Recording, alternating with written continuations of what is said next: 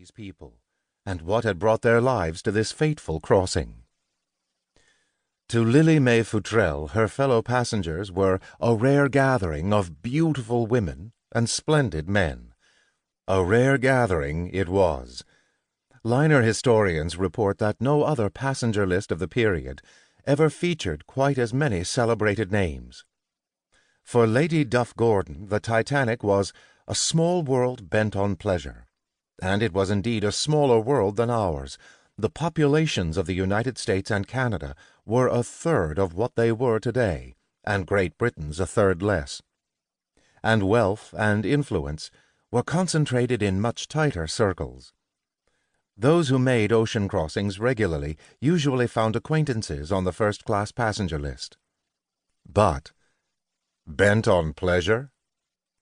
There was certainly a contingent of the transatlantic leisured rich on board, a recently evolved class of Americans who kept homes in Paris or regularly made the crossing for the winter season in London or on the continent.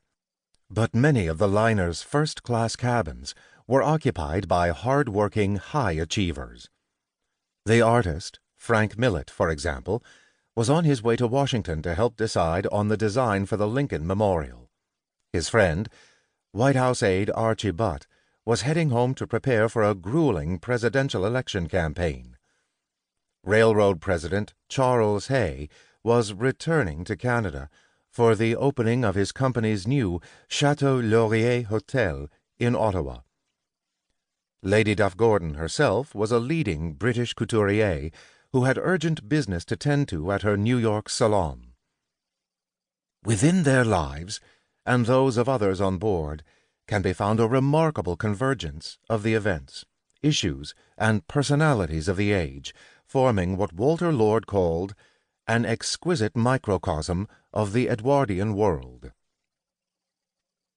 In America, the Titanic is often described as a cross-section of the Gilded Age, an era of rapid industrialization and wealth creation in the United States that began in the 1870s and ended with the introduction of income taxes in 1913 and the outbreak of World War I the following year. Her sinking is sometimes viewed as the warning bell for a complacent society steaming toward catastrophe in the trenches of the Western Front.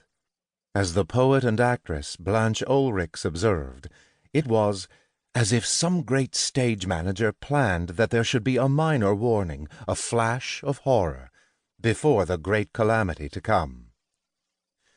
When Robert Ballard's book, The Discovery of the Titanic, was nearing publication in 1987, I asked Walter Lord, the Dean of Titanic Historians, to pen an introduction. In it, he pondered the enduring mystique of the Titanic and concluded, "The thought occurs that the Titanic is the perfect example of something we can all relate to, the progression of almost any tragedy in our lives, from initial disbelief to growing uneasiness to final, total awareness. We are all familiar with this sequence, and we watch it unfold again and again on the Titanic, always in slow motion." As the tragedy of the Titanic unfolds once again in this book, the remarkable characters who people it will, I trust, help illuminate a world both distant and near to our own, and convey, anew, the poignance of this epical disaster. 1. At the Cherbourg Quay. Wednesday, April 10th, 1912, 3:40 p.m. The Titanic was going to be late.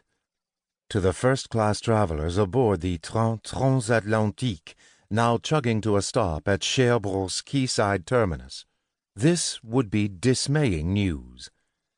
The 6-hour journey from Paris had been quite long enough.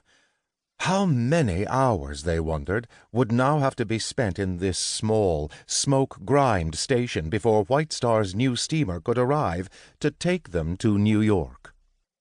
As the passengers descended from the train, the scene on the platform was frenetic, according to a young American named R. Norris Williams, who